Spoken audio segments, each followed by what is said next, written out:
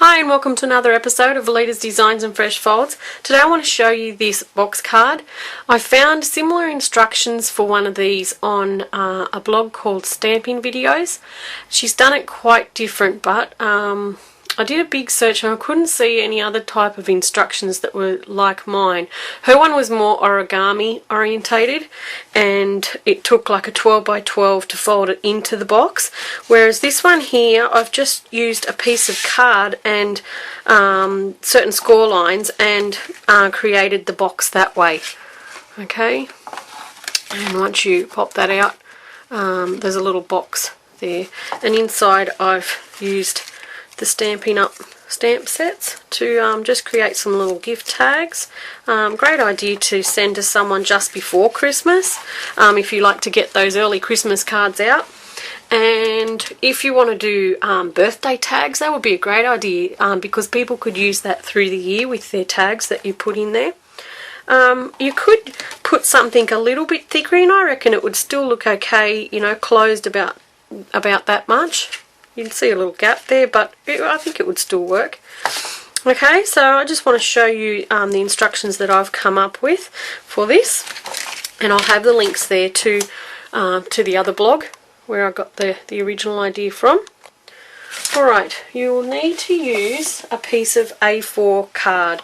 This is Stampin' Up card. I think it's called, let me see, Cherry Cobbler. Okay, now don't cut anything off the width, but the length you will need to cut it at 11 inches. So you'll be cutting just a little strip off the edge here. I've already done that. Okay, and then you need to make your score lines. Alright, so you're going to score it at 2.5 and 4, 7 and 8.5. Okay, flip it to the portrait and you'll score it at 1.5. Flip that round to the opposite side of that and score it at 1.5. Now, fold these in, okay, like that, and then unfold them. And you're going to need to find, there's a wider center here. Okay, you need to find the middle of that, which ends up being, I just put that on a score, and you got from 4 to 7, and I know that that's going to go at 5.5. So I just use a white pencil for these darker cards, and I put a little mark there in that section because of that for halfway. Alright, now to get this little V shape in here, I've used one of the score lines here and I've marked that with a really fine black marker, and this is what I only use that score line then for this type of scoring. Alright, we're going to come in to the second score and find this cross here. Okay, I'm going to fold that back and I'm going to put the first, but not the first, but the second score line on that cross there. Sorry, on that black line. Alright, I'm going to put my finger here and I'm going to pivot that around to my little mark up here in the center there that I made. And I'm going to check that, and then I'm going to score that into that second score line.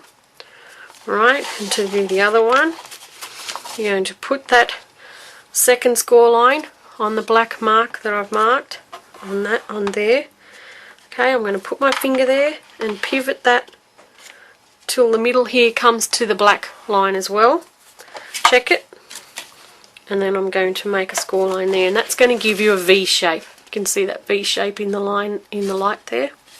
Alright, so I'll just show you one more time over here. I'm going to put the second score line on the black mark, and I'm going to put my finger there and pivot that around until the half point that I marked lines up. Check it, and then go into that second score line. Right, and then do that for the last one.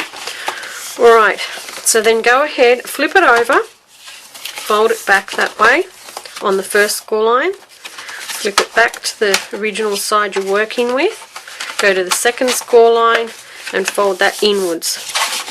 Do the same for this one, so it turns it into a gatefold looking type thing. Right, that's going to be the starting of your box. Alright, and then we're going to make some cuts. You can do this neatly on a proper cutting board, but I'm just going to quickly cut into the second score line on all 4 of these.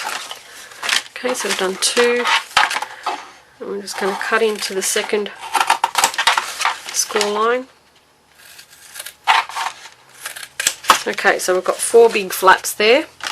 Alright, and then go back and cut it off at the first score line. So you're cutting a little piece off each end there.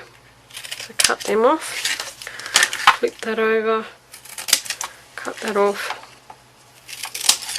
Alright, so that's the shape that you're going to be left with. Alright, once you've done that, bend this, just give them all a bit of a crease with this, your bone folder, just to get all the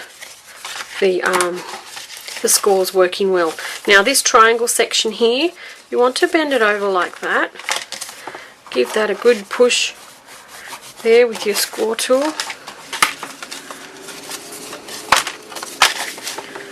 Like that.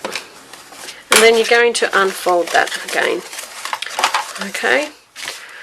Now, where's my tape gone? Under all my stuff here. Oh, here it is. It's always where it's right in front of your eyes, but you can never find it. Alright, I'm just going to cut off 4 small pieces of tape, and they're going to go on the ends of these flaps here. It's a bit hard to see the red tape on the red card, but I'm sure you can see where I'm putting them. And I'll have a pattern details up there as well. Alright, let's get that red backing off there and put the box together.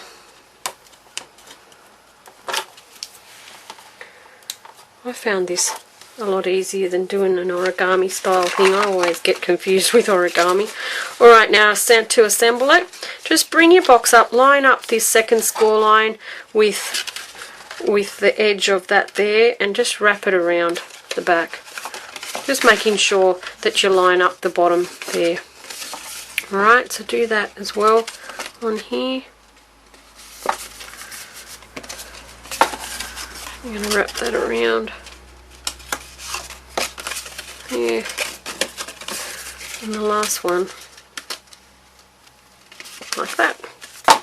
Alright, so you're left with your box there, but these triangle pieces there, we're just going to push them in, because remember we've already pre-scored them really well, so they're going really easily. So push that in and just gently push down so that everything starts to sit down, and get your bone folder and then just push everything down like that, so that everything creases well.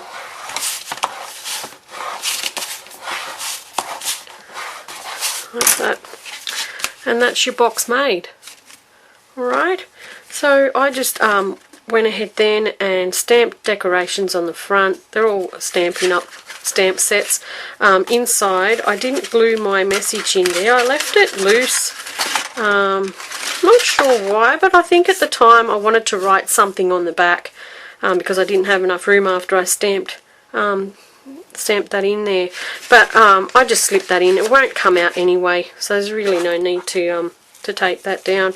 And then just pop little tags in like that and tie it up with a ribbon, and you're done. So I hope you enjoy this idea, and go to the link. I think it's always good to give people credit for their ideas, even if it's only if it's a part of their idea or whatever. And check out her way of doing that. If you like origami, you may like that better. If you would like to use the designer paper or whatever, but I really wanted to do it on card. That's why I come up with this pattern. Alright, so I hope you enjoyed that, and thanks for watching, and I'll catch you later. Bye.